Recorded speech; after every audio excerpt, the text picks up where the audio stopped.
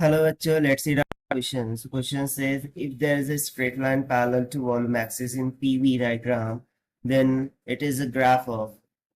So यहाँ पर हमसे क्वेश्चन में सिंपली बोला जा रहा है कि यदि मैं P वर्सेस V इस तरीके से डायग्राम ड्रॉ करूँ, ठीक है ना, यहाँ पर मैं वर्टिकल एक्सिस पर प्रेशर ले लूँ एंड हॉरिजॉन्टल पर वॉल्यूम ले लूँ। तो यदि हमें एक लाइन इस तरीके से मिलती हो जो कि पैरेलल हो जाए वॉल्यूम एक्सिस के, तो हम बताना है कि ये जो पीवी ग्राफ होंगी वो किसकी होंगी, आइसोथर्मल, आइसोबेरिक, आइसोकोरिक या फिर एडियाबेटिक। तो चलिए स्टार्ट करते हैं सोल्यूशन से, but before of its let's talk about the key concept which we are going to use here for this question. तो यहाँ पर हम सिंपली वन बाय वन जो भी ऑप्शंस है उसके कॉन्सेप्ट्स को डिस्कस करेंगे। तो सबसे पहले तो हम ऑप्शन ए को डिस्कस करते हैं, that is for isothermal process. So basically यदि मैं आइसोथर्मल प्रोसेस की बात करूं, सो आइसोथर्मल प्रोसेस में जो टेम्परेचर होता है that is T, the temperature is constant. ठीक है, इसमें टेम्परेचर क्या होता है, कांस्टेंट होता है। यानी कि यदि मैं PV is equals to N R T equation लिखूँ आइडियल गैस की, तो इसमें जो टेम्परेचर होगा टी वो कांस्टेंट होता है आइसोथर्मल प्रोसेस में, while P is a pressure, V volume, N number of mole of gas taken, and R is the universal gas constant. Next, अब हम B पॉइंट को डिस्कस करते हैं। उसमें हमें आइसोबैरिक प्रोसेस के बारे में डिस्कस करने के लिए बोला गया है। So basically isobaric process क्या होता है, there will be an straight line parallel to the volume axis. That means कि isobaric process में volume is constant। ठीक है, इसमें volume क्या होता है, constant होता है। नो ऑप्शन सी को हम डिस्कस करें। सो ऑप्शन सी में हमसे बोला जा रहा है isochoric process, isochoric process. So isochoric process में there will be a straight line parallel to the pressure axis, यानी कि प्रेशर यहाँ पर कांस्टेंट होगा।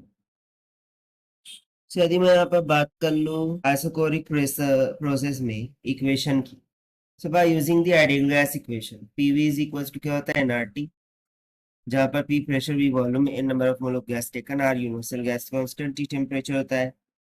तो यहाँ से यदि मैं टेम्परेचर के लिए बात करूँ, so temperature T is equal to क्या हो जाता है, P divided by N times of R, because इस कंडीशन में यानी कि आइसोक्लोरिक प्रोसेस में जो वॉल्यूम है वो कांस्टेंट होता है। उसी तरीके से यदि मैं आइसोथर्मल के लिए इक्वेशन लिखूं, सो आइसोथर्मल प्रोसेस में द टेम्परेचर रिमेन्स कांस्टेंट, यानी कि P into V is equals to constant हो जाएगा। और now finally in adiabatic process PV power gamma is equals to constant होता है। सो बेसिकली एडियाबैटिक प्रोसेस में there will be no heat transfer, there will be no heat नहीं होता, यानी कि delta Q is equal to क्या हो जाता है, zero. So by using the first law of thermodynamics, del Q is equal to del U plus में del W होता है, जहाँ पर del U internal energy, del W work done.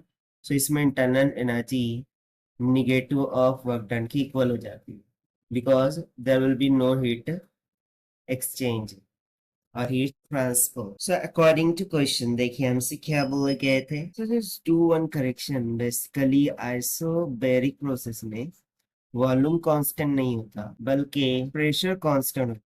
क्योंकि देखिए हमें क्या बोल रहा है कि इसमें एक स्ट्रेट लाइन मिलती है जो कि वॉल्यूम एक्सिस के पैरेलल होती है, इस तरीके से ही बोल रहा था, यानी कि प्रेशर कांस्टेंट होगा ना। एज पर द क्वेश्चन हमसे यही तो पूछा गया था, to find the PV graph जिसमें हमें स्ट्रेट लाइन मिले parallel to volume axis.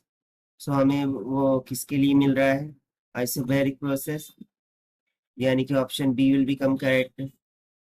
So this is the required solution. I hope you understand it well. Best of luck. Thank you.